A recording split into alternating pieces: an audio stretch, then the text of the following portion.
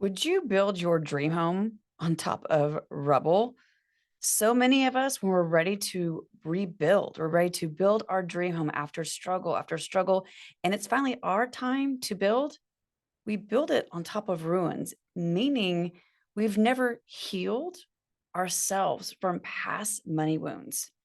So many of us have gone through trials, gone through struggles, and it's caused us to either hoard money or spend money too fast. And so today, for day 49 of 50 ways to rebuild your finances in 50 days, we are counting down ways to rebuild our dreams, rebuild our finances. So for day 49, we're going to talk about first clearing out the ruins, being able to clear out and give ourselves a clean slate, firm foundation before we rebuild and build our dream homes, our dream lives, our retirements, everything that you have wanted for your entire life, but something kept happening along the way. Because for so many of us, we're just ready to move on for the next thing, but we've got to clear out all the junk.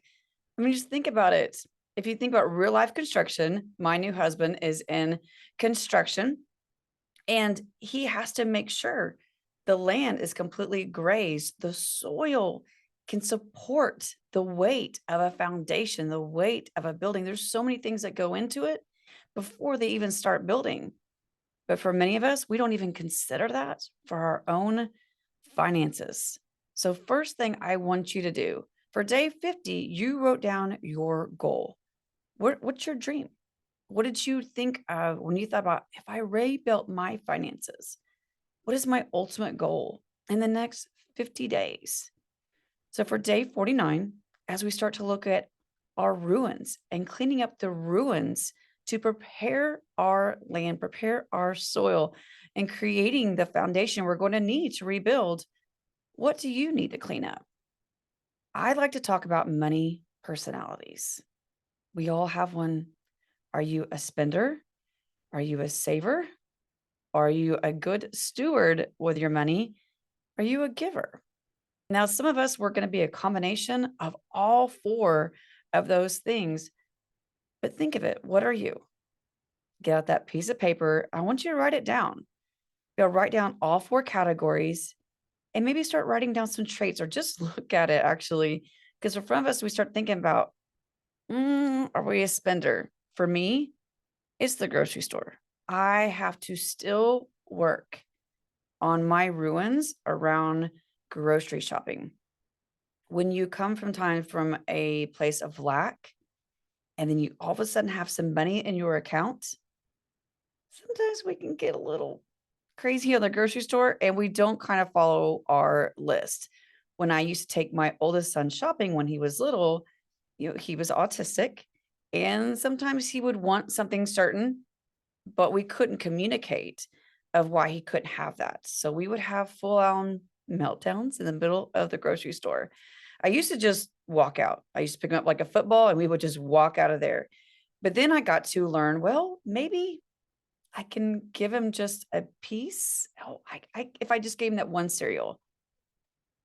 But that started a bad habit because he knew I was giving him what he wanted and we weren't communicating. We were able to talk. Gratefully, I learned some good key tools for him and myself to not start those bad habits. So when you're cleaning up your ruins and thinking about your money personality, one, think of as a spender, where do you struggle as a spender, as a saver? Are you one of those that kind of holds back their money? Are you a good steward? Have you learned how to manage your money in a proper way?